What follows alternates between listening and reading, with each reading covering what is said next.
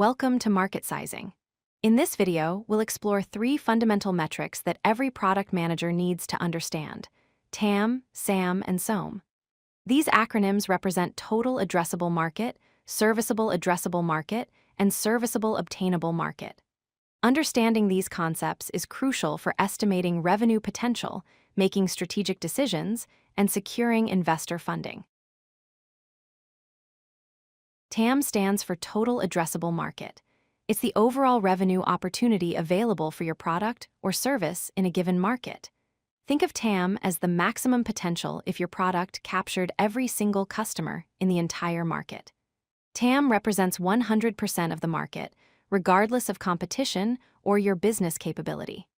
It's a theoretical number that shows the absolute ceiling of your market opportunity.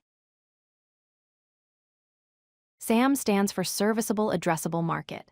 SAM is the portion of TAM that your product can realistically target and serve.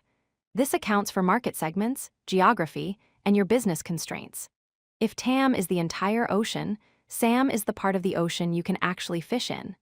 SAM is always less than or equal to TAM because it only includes markets you can actually reach and serve with your product or service. SOM stands for Serviceable Obtainable Market. SOM is the realistic share of SAM that your business can capture in a given timeframe, typically 3 to 5 years. SOM accounts for competition, your available resources, and your execution capability. This is your actual target. SOM is always less than or equal to SAM. The relationship is straightforward. SOM is smaller than SAM, which is smaller than TAM. Let's compare these three metrics. TAM is the entire addressable market and represents the maximum potential. SAM is a realistic subset of TAM, representing what you can actually address with your business. SOM is the achievable target in your timeframe, reflecting the competitive reality and your resources. TAM is theoretical and global. SAM is within your reach. SOM is your realistic 3 to 5 year capture target. Understanding these distinctions helps you set realistic business goals and communicate market opportunity accurately. The top-down approach starts with the total market size and works downward. You begin with industry research and reports about the overall market. Then you apply realistic percentages for geography, demographics, and other constraints to narrow down to your serviceable market. The top-down method is fast and requires limited data, but it may overestimate market potential. This approach is useful when you have access to industry reports and market research data. The bottom-up approach starts with actual customer data and works upward. You begin with the average customer value or average contract value. Then you multiply by the number of addressable customers and apply market penetration rates. This approach is data-driven and based on actual customer behavior, making it more realistic. However, it may underestimate the total potential. Use the bottom-up method when you have direct access to sales data and customer insights. The value-based approach calculates market size based on the economic value or cost savings your product delivers to customers. Rather than counting customers, you estimate the total value created across the market. Start with the value or cost savings per customer, multiply by potential customers, and apply adoption rates. This approach accounts for how customers perceive value, enabling premium market positioning. However, it's complex to calculate accurately and requires deep understanding of customer economics. Let's work through a practical example for a project management software.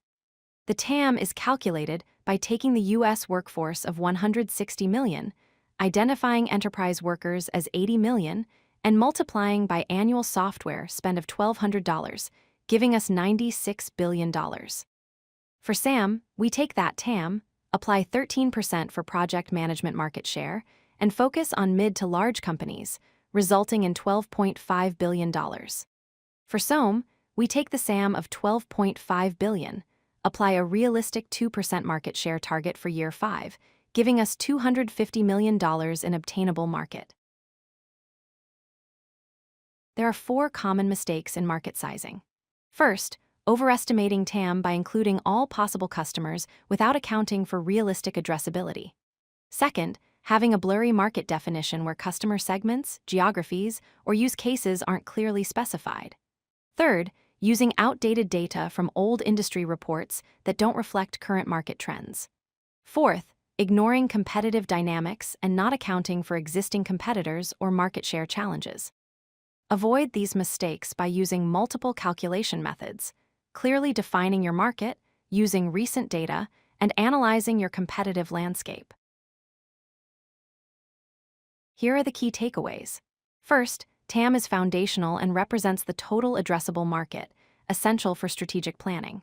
Second, SAM is realistic and narrows TAM to addressable segments accounting for geography and business capability. Third, SOM is achievable and reflects your realistic target considering competition and resources. Fourth, use multiple methods combining top-down, bottom-up, and value-based approaches to validate your estimates and reduce bias. Remember, market sizing drives your product strategy, funding decisions, and overall business planning. If you like this video, hit that like button and don't forget to subscribe. Visit codelucky.com for more such useful content.